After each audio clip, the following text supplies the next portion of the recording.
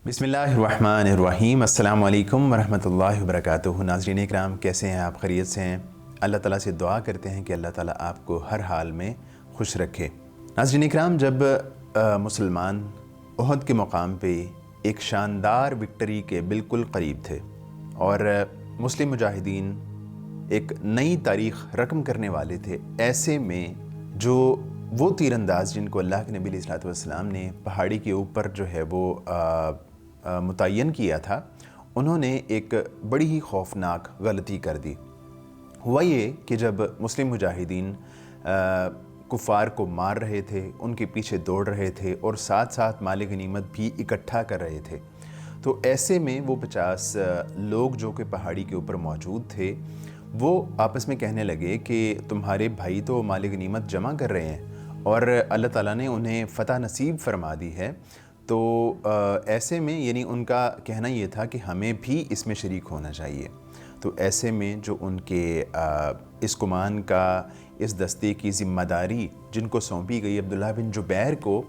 उन्होंने तमाम लोगों को मना किया कि तुमने यहाँ से नहीं हटना, और तुम्हें याद है कि अल्लाह के नबी अलैहिस्सलातु वस्सलाम ने हमें किस कदर सख्ती से यहाँ रहने का हुक्म इरशाद फरमाया है। तो इसके बावजूद जो है उन मुजाहिदीन में से तकरीबन 40 लोग उनका साथ छोड़ के माल गनीमत को इकट्ठा करने में मसरूफ़ हो गए, चले गए। पीछे सिर्फ 10 लोग बचे, अब्दुल्लाह बिन जुबैर और उनके साथ 9 साथी। ऐसे में जब खालिद बिन वलीद, जो कि पहले भी 3 दफ़ा यहाँ पे हमला कर चुके थे, और उन्होंने जब देखा कि ये वाला हिस्सा, पहाड़ी वाला हिस्सा खाली हो चुका है, तो फ़ौरन चक्कर काट के जो है पहाड़ी के ऊपर पहुँचे और इन 10 मुजाहिदीन का सफाया करने के बाद, शहीद करने के बाद, वो पीछे से मुसलमानों के लश्कर पे जो है वो उन्होंने हमला कर दिया, टूट पड़े। ऐसे में जो कि फ़तह बिल्कुल सामने नज़र आ रही थी और कुफ़ार की शिकस्त जो है वो बिल्कुल करीब थी, तो ऐसे में इस हमले ने उनकी जो है वो उनकी लड़ाई में एक नई रूह फूंक दी। और एक ख़ातून थी बनु हारिस की, उसने क्या किया कि जो अलम कुफ़ार का नीचे ज़मीन पे गिरा पड़ा था, उसको थामा, उसको बुलंद कर दिया, और इस वजह से भी जो है जो कुफ़ार भाग रहे थे, उन्होंने जो है मुड़ के मुसलमानों पे हमला कर दिया। तो इस तरह पीछे से भी हमला हो गया और आगे से भी मुसलमानों पे हमला हो गया, और मुसलमान एक तरह के जो है वो सैंडविच बन गए 2 लश्करों के दरमियान में। तो ऐसे में जब मुसलमानों पर जवाबी वार हुआ और अल्लाह के नबी अलैहिस्सलातु वस्सलाम जो इससे पहले कुफ़ार को खुदेड़े जाने का मंज़र देख रहे थे, उन्होंने जब अचानक देखा कि खालिद बिन वलीद अपने शाह सवारों के साथ पीछे से हमला आवर हो गए हैं, तो इस मौके पे अल्लाह के नबी अलैहिस्सलातु वस्सलाम के सामने सिर्फ 2 रास्ते थे। एक रास्ता ये था कि आप अलैहिस्सलातु वस्सलाम अपनी जान बचा के किसी महफूज मकाम पर मुंतकिल हो जाते, या फिर दूसरा रास्ता ये था कि अल्लाह के नबी अलैहिस्सलातु वस्सलाम अपने सहाबा इकराम को, अपने लश्कर को किसी हद तक बचाने की कोशिश करते और मुश्रिकीन का घेरा तोड़ के जबल ओहद की घाटी तक पहुँचने की कोशिश करते। तो अल्लाह के नबी अलैहिस्सलातु वस्सलाम ने अपनी जान की परवाह किए बग़ैर इस मौके पे अल्लाह के नबी अलैहिस्सलातु वस्सलाम ने सहाबा इकराम को जमा करने का फ़ैसला किया, और आप अलैहिस्सलातु वस्सलाम ने बुलंद आवाज़ में अपने सहाबा को आवाज़ दी और कहा, ए अल्लाह के बंदो इधर, ए अल्लाह के बंदो इधर। और वही काम हुआ, वही बात हुई जिसका ख़दशा था कि ये आवाज़ सहाबा इकराम तक पहुँचने से पहले कुफ़ार के कानों तक पहुँच गई, और उनको पता चल गया कि अल्लाह के नबी अलैहिस्सलातु वस्सलाम किस जगह मौजूद हैं। और इसी वजह से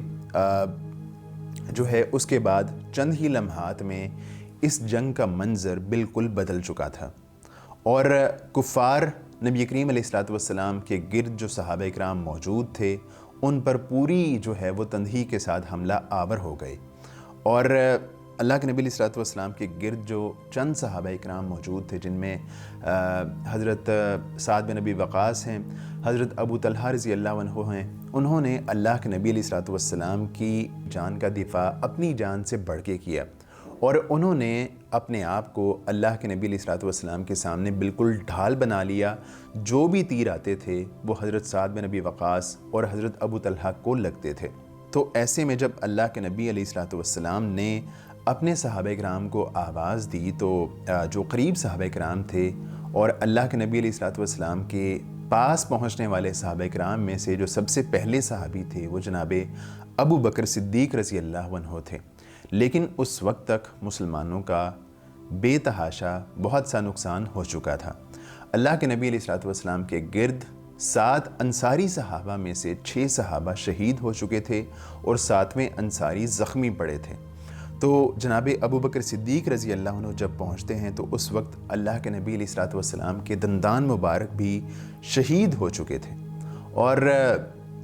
جتنے صحابہ کرام جو بچے تھے، جو گرد موجود تھے، انہوں نے اللہ کے نبی علیہ الصلوۃ والسلام کو بچانے کے لیے سر توڑ کوششیں کی۔ تو ایسے میں جب یہ منظر اس طرح بنا ہوا تھا، ایک اور واقعہ یہ پیش آیا کہ اللہ کے نبی علیہ الصلوۃ والسلام کی شہادت کی خبر، جھوٹی خبر پھیل گئی، اور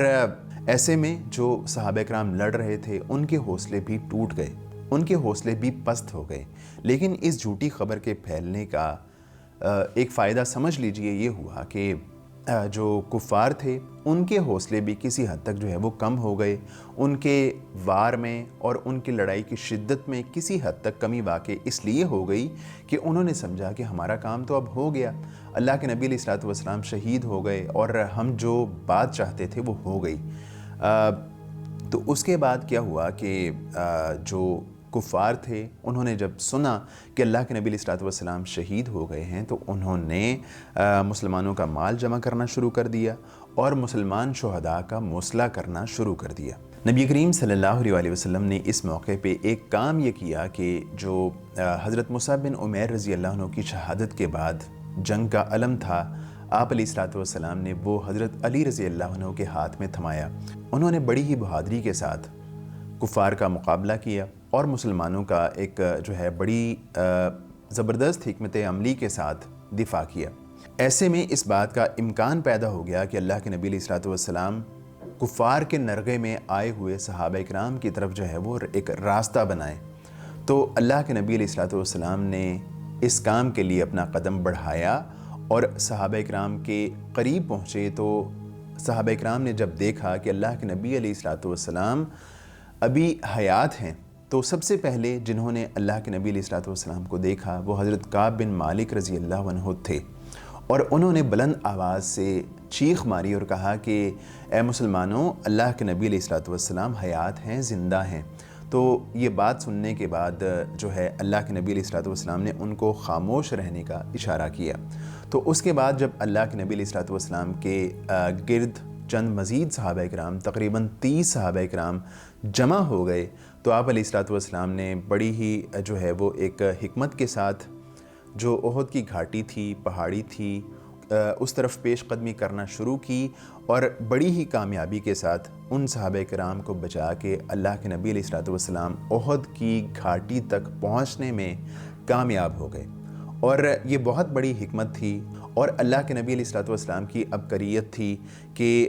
جو ہے ابھی بہت زیادہ نقصان ہونے کا اندیشہ تھا، لیکن جناب رسول اللہ صلی اللہ علیہ وسلم نے اپنے صحابہ کرام کو بڑی کامیابی کے ساتھ کفار کے نرغے سے نکالا اور ایک محفوظ مقام پر پہنچانے میں اپنا کردار ادا کیا۔